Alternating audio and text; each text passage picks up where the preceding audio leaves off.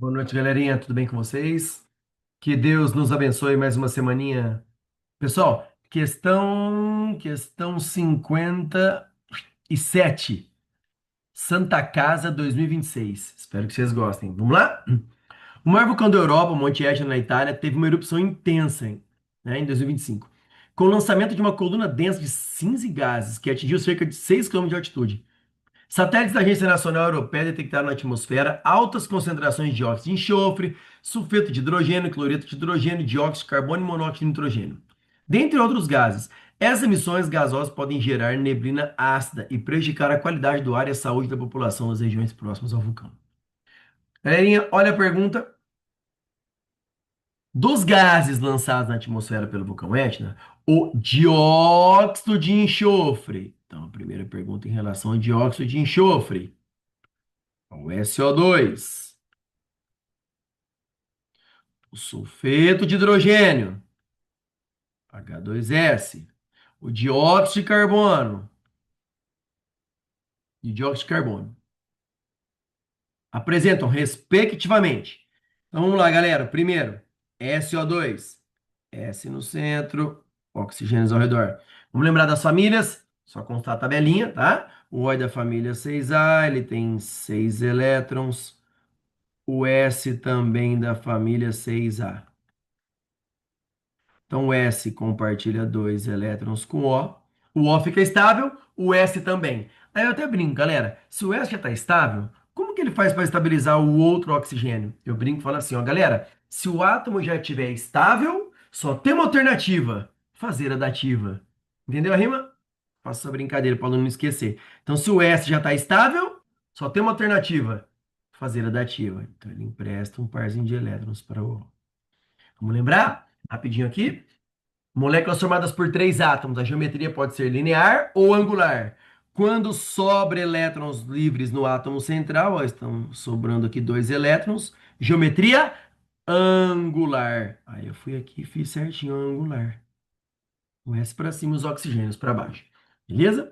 Então ele quer saber em relação às ligações. São ligações covalentes. A ligação entre S e O, a ligação entre átomos diferentes. A ligação entre átomos diferentes é uma ligação covalente polar. Se fosse uma ligação entre dois átomos iguais, tipo Cl e Cl, é uma ligação covalente apolar. Ele não quer saber da molécula, ele quer saber a ligação. A ligação, galera, é isso que você vai analisar aqui, ó. É só os tracinhos aqui, ó. Ó, é esse tracinho, ó. A ligação entre S e O, ligação covalente polar entre S e O. Então, a ligação entre a ligação, não estou falando da molécula, a molécula é o todo, tem que fazer a soma dos vetores. Estou falando da ligação. Ligação entre átomos iguais é uma ligação covalente apolar. Ligação entre átomos diferentes é uma ligação covalente polar. Ligação covalente polar. Segunda pergunta é a geometria do H2S. Então vamos lá, o S, H ao redor. O H tem um só. O S tem seis elétrons, ó. O H é uma exceção, ele fica estável só com dois. Então ele compartilha aqui, ó. O S tinha 6, compartilhando um para cada lado, ficou com 8 e ficou estável. Essa molécula é formada por três átomos. Com três átomos, a geometria pode ser linear ou angular. Como sobram elétrons no átomo central, de novo, geometria angular. Uma geometria angular. E agora ele quer saber, no último critério aí, né, em relação ao dióxido de carbono, ele quer saber sobre a molécula, se a molécula é polar ou apolar. Molécula é o todo. Então vamos lá, CO2, o C, oxigênios ao redor. O O é da família 6A, 6 elétrons na camada de valência. Família 4A, 4 elétrons na camada de valência. O O tem 6, ele compartilha mais 2, fica com 8. O outro O também. O carbono tinha 4 elétrons, compartilhando 2 de um lado, 6, compartilhando mais 2 do outro, 8 elétrons. Todos ficaram estáveis. Essa molécula é formada por três átomos. A geometria pode ser linear ou angular. Como não sobraram elétrons no átomo central, não tem nenhum elétron livre aí, a geometria da molécula é linear. Tá aqui. Geometria Linear.